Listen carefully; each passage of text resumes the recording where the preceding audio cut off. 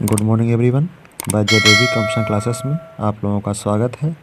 आज है 17 मार्च 2021 से डेली करंट अफेयर की क्लास में जो भी इम्पोर्टेंट क्वेश्चन होंगे हम आपके समझ डिस्कस करेंगे और उनके बारे में इम्पोर्टेंट फैक्ट्स भी बताएंगे। तो चलते हैं अपने हम आज के पहले क्वेश्चन की तरफ। तो आज का हमारा पहला क्वेश्चन हो जाएगा। तो देख लेते हैं हमारा आज का पहला क्वेश्चन कौन सा है। तो आज का हमारा पहला क्वेश्चन है, प्रधानमंत्री नरेंद्र मोदी 16 मार्च को फिनलैंड के प्रधानमंत्री के साथ एक आभासी शिखर सम्मेलन आयोजित किया है। फिनलैंड का पीएम कौन है? तो इसमें से आपको बताना है कि फिनलैंड के पीएम कौन है। बोरिस जॉनसन है, जेकिंडा आर्डर्न है, सना मारिन है या इनमें से कोई नहीं। तो इसमें से आपको बताना है इसमें कौन से हमारे जो फिनलैंड के प्रधानमंत्री कौन हैं।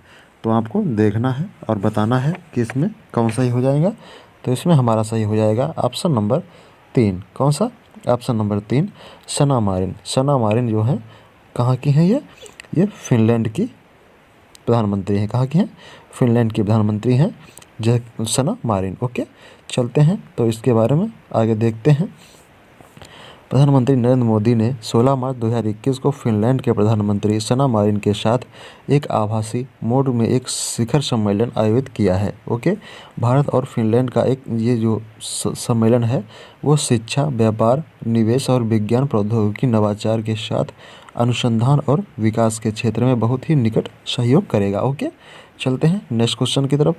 नेक्स्ट क्वेश्चन हमारा है, महाराष्ट्र के micro, small and medium enterprises के लिए कौन सा शहर सबसे पसंदीदा स्थान बन गया है? तो इसमें देखते हैं कौन सा बना है। तो पुणे, महाराष्ट्र, नागपुर, औरंगाबाद। तो इसमें से हमारा ऑप्शन नंबर सही हो जाएगा ऑप्शन नंबर 1, पुणे। पुणे जो है महाराष्ट्र का वो small and medium enterprises okay में सबसे कौन सा पसंदीदा शहर कौन सा बना है? तो ये है अपना कौन सा है? पुणे बन गया है। ओके, तो देख लेते हैं इसके बारे में। तो ये है आर्थिक क्षेत्र में आर्थिक मंदी और नकारात्मक दृष्टिकोण के बावजूद राज्य आर्थिक सर्वेक्षण के अनुसार पुणे महाराष्ट्र में micro, small and medium enterprises MSME को सबसे पसंदीदा स्थान बन गया है। महाराष्ट्र औद्योगिक विकास निगम द्वारा लगाए गए क्षेत्रों में जिले में सबसे बड़े निवेश का आकर्षित किया है। ओके, कोंकण क्षेत्र जो है उद्योगों की संख्या सबसे अधिक देखी गई है इसमें। ठीक है, चलते हैं नेक्स्ट क्वेश्चन की तरफ। नेक्स्ट क्वेश्चन हमारा है, हाल ही में डगमारा बहुउद्देशीय जल विद्युत परियोजना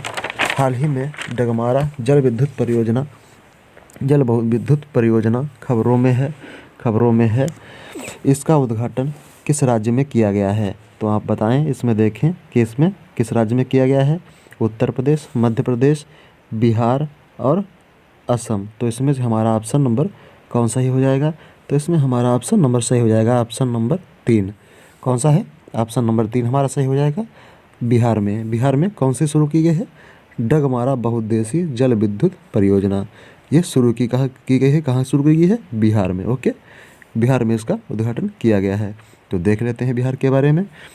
बिहार की राजधानी पटना है। राज्यपाल फागू चौहान और मुख्यमंत्री यहाँ के नीतीश कुमार हैं।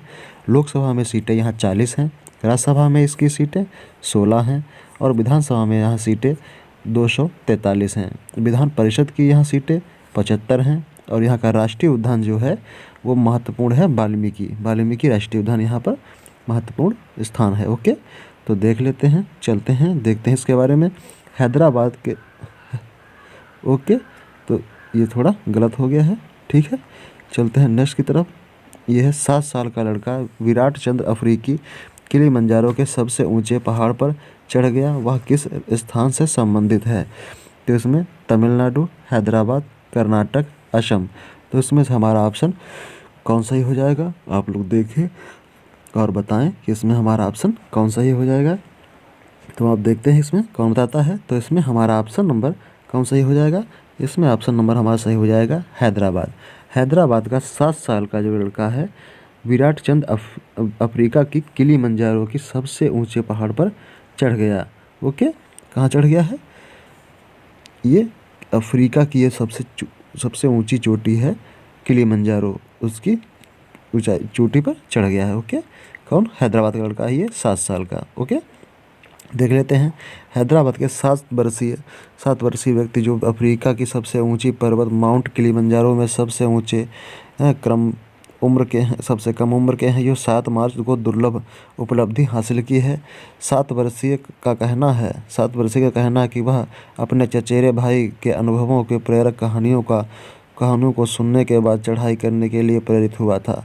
उनके कोच का नाम क्या है? बढ़त उनके कोच का नाम है। ओके, चलते हैं नेक्स्ट क्वेश्चन की तरफ। दुनिया का सबसे ऊंचा पुल चुनाव ब्रिज खबरों में है, वह कहाँ पर बना है? तो वो कहाँ पर बन रहा है?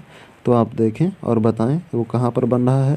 ठीक है, तो इसमें चुनाव हो गया, चिनाव है, असम, मेघालय, त्रिपुरा और जम्मू कश्मीर। तो यहाँ पर ये हम लोग यहाँ कर लेते हैं, क्या है? चिनाव। ओके, ये चिनाव है। ठीक है, चिनाव है ये। तो ये कहाँ है? तो ये हमारा हो जाएगा, कहाँ हो जाएगा आप बताएं? तो इसे ये हो जाएगा हमारा जम्मू कश्मीर में। ओके, कहाँ हो जाएगा? जम्मू कश्मीर में। जम्मू कश्मीर में है ये पुल।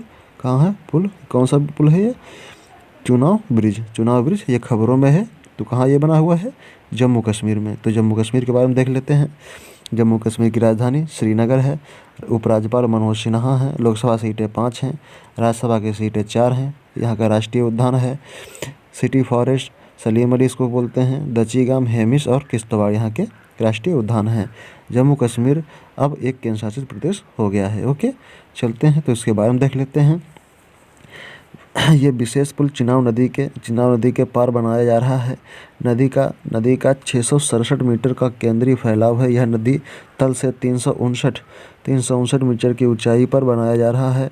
पुल की अधिकतम डिजाइन हवा की गति 266 किलोमीटर प्रति घंटा है। मतलब जो पुल के ऊपर जो हवा आती है वो 266 किलोमीटर प्रति घंटा के हिसाब से चलती है। वहाँ इतना डर भी लगता होगा काफ़ी। 16 मार्च 2021 को इंजीनियरों ने पुल के आर्च को पूरा करने के बाद चिनाब ब्रिज दुनिया का सबसे ऊंचा पुल बड़ा मील का पत्थर बन गया है। ओके, तो चिनाब पुल के बारे में देख लेते हैं। यह भारतीय रेलवे स्टील और कंक्रीट आर्च ब्रिज है। जम्मू कश्मीर के रियासी जिले के बुक्कल कौरी के बीच बनाया जा रहा है। ओके, इसका आधार समर्थन नवंबर 2017 में पूरा हो गया था, जिसके बाद मुख्य आर्च का निर्माण शुरू हुआ था। ओके, चलते हैं नेक्स्ट क्वेश्चन की तरफ। अंतर्राष्ट्रीय आर्थिक संबंधों पर भारतीय अनुसंधान परिषद के अगले निदेशक और मुख्य कार्यकारी किसे नियुक्त किया गया है? तो कहाँ है? भोसाले शंकर, दीपक मिश्रा, दिव्या प्रधान, सत्यम अवस्थी। तो इसमें से हमारा ऑप्शन नंबर कौन सा ही हो जाएगा?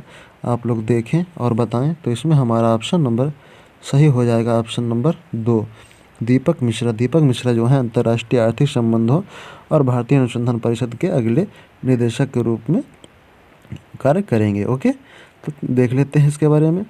चलते हैं नेक्स्ट क्वेश्चन की तरफ। तो अमेरिका के अटॉर्नी जनरल के रूप में किसे नियुक्त किया गया है? तो मैरिक गारलैंड, एरन हेमिस, जैकलिन आर्डिना और इनमें से कोई नहीं। तो इसमें से हमारा ऑप्शन नंबर कौन सा ही हो जाएगा? आप लोग देखें और बताएं इसमें हमारा ऑप्शन नंबर कौन सही हो जाएगा? तो इसमें हमारा ऑप्शन नंबर सही हो जाएगा मैरिक गारलैंड जो है अमेरिका के अटॉर्नी जनरल के रूप में इन्हें नियुक्त किया गया है। ओके, चलते हैं तो देखते हैं इनके बारे में। सीनेट के मैरिक गारलैंड को एक मजबूत द्विदलीय वोट के साथ अगले अमेरिकी अटॉर्नी जनरल के रूप में पुष्टि किया गया है। ये इनके जो वोट पड़े थे वो 70-30 था। 70 में 30 जो हुआ था उनको 30 मिला है। एक संघीय अपील अदालत के न्यायाधीश जो 2016 में रिपब्लिकन द्वारा सुप्रीम कोर्ट की एक सीट के लिए उच्च योग्य सम्माननीय न्यायविद के रूप में छीन लिया गए थे। ओके, चलते हैं नेक्स्ट क्वेश्चन की तरफ। अप्रैल 2021 के महीने में किस देश के प्रधानमंत्री ने भारत का दौरा करने की घोषणा की है? यूके, कनाडा, अमेरिका, चीन। तो इसमें से हमारा ऑप्शन नंबर सही हो जाएगा, ऑप्शन नंबर ए, यूके के जो प्रधानमंत्री हैं वो हमारे यहाँ दौरे पे आ रहे हैं। कब? अप्रैल 2021 में। ओके, तो देख लेते हैं। यूनाइटेड किंगडम के प्रधानमंत्री बोरिस जॉनसन अप्रैल 2021 के महीने में भारत आने के लिए तैयार हैं। पहले इन्हें मुख्य अतिथि के रूप में गणतंत्र दिवस के समारोह पर आना था, जो 21 जनवरी में होना था ना। किंगडम में कोविड-19 के मामलों के वृद्धि के कारण इन्होंने अपनी यात्रा रद्द कर दी थी। ओके, चलते हैं नेक्स्ट क्वेश्चन की तरफ। प्रसिद्ध पद्म भूषण विजेता लक्ष्मण पई का निधन हो गया, वह किससे संबंधित हैं? चित्रकार, नाटककार, लेखककार या अभिनेता? तो वो क्या है? वो हमारे एक चित्रकार थे, कार्टूनिस्ट। एक कार्टून के चित्र बनाया करते थे। ओके, इनका निधन हो गया है। तो देख लेते हैं इसके बारे में है। प्रसिद्ध भारतीय कलाकार और चित्रकार लक्ष्मण पई का निधन हो गया। गोवा स्थित चित्रकार भारत के तीसरे सबसे बड़े नागरिक सम्मान पद्म भूषण से को प्राप्त करता थे। यह college Goa college of art and पूर्व प्राचार्य के नाम पद्म भूषण, पद्मश्री, नेहरू पुरस्कार, ललित कला अकादमी पुरस्कार सहित कई सम्मान संबंधित थे। ओके, इन्हें मिले हुए थे। The children with the paint brush, the story of Raja Ravi Varma नामक बच्चों की पुस्तक किसके द्वारा लिखी गई है? तो रूबीना भट्टाचार्य जी, शशि थरूर, शोभा थरूर, अरुंधति राय। तो इसमें से हमारा ऑप्शन नंबर कौन सही हो जाएगा? ऑप्शन नंबर इसमें हमारा सही हो जाएगा 3, शोभा थरूर द्वारा the children with the paint brush and the story of Raja Ravi Varma पुस्तक लिखी गई है। ओके, देख लेते हैं इसके बारे में। एक नई सचित्र पुस्तक जो प्रसिद्ध कलाकार राजा रवि वर्मा जीवन के लिए जो जीवंत करती है, अप्रैल 2021 में स्टैंड में एक टकराएगी। ओके, तो देख लेते हैं। वेस्टलैंड के लिए रेड पाडा छाप के तहत प्रकाशित, इसका उद्देश्य युवा पाठकों को प्रसिद्ध कलाकार के बारे में जानने के लिए प्रेरित करना है। उन्होंने कला की दुनिया में अपनी प्रविष्टि और छाप कैसे बनाई है, इसके बारे में बताया गया है। ओके, चलते हैं नेक्स्ट क्वेश्चन की तरफ। सबसे पहली मूल अमेरिकी कैबिनेट सचिव कौन बनी है? देव हलाड, जॉन फ्रीडी, जेम्स बर्ग या देवीना टिम? तो इसमें से हमारा ऑप्शन नंबर कौन सही हो जाएगा? तो इसमें देख लेते हैं हमारा ऑप्शन नंबर कौन सही हो जाएगा, आप लोग बताएं। तो इसमें हमारा पहला सही हो जाएगा देव हलांड। कौन है? देव हलांड है। ये हमारी अमेरिकी मूल की कैबिनेट की सचिव बनी है। ओके, तो देख लेते हैं इनके बारे में।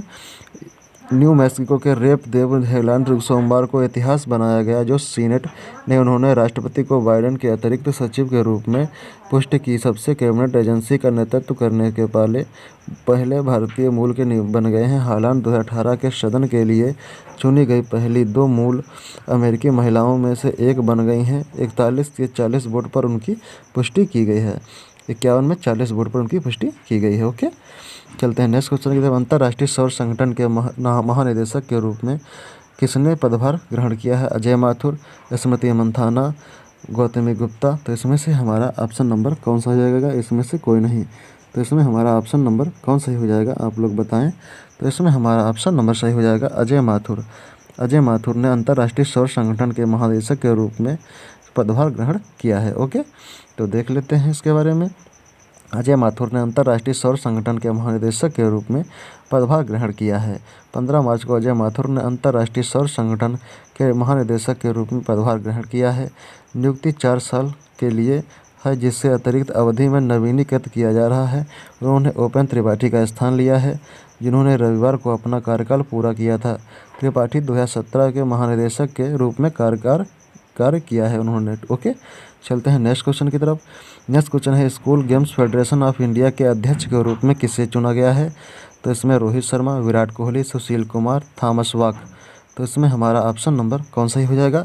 तो इसमें हमारा ऑप्शन नंबर सही हो जाएगा Sushil Kumar. Option number 3, school games federation of India के अध्यक्ष के रूप में सुशील कुमार को चुना गया है। ओके, तो देख लेते हैं इसके बारे में। 2 बार ओलंपिक पदक विजेता Sushil Kumar school games of federation India के अध्यक्ष के रूप में चुना गया है, जबकि विजय संतन को फेडरेशन चुनाव में नया सचिव चुना गया था। मंत्रालय द्वारा school games federation of India चुनाव 29 दिसंबर 2020 को 0 घोषित किए जाने के बाद चुनाव आयोजित किया गया था। ओके, चलते हैं नेक्स्ट की तरफ। तो नेक्स्ट क्वेश्चन हमारे यहीं समाप्त होते हैं। Thanks for watching by Jaidev classes. Do like, do subscribe now. Thanks for watching.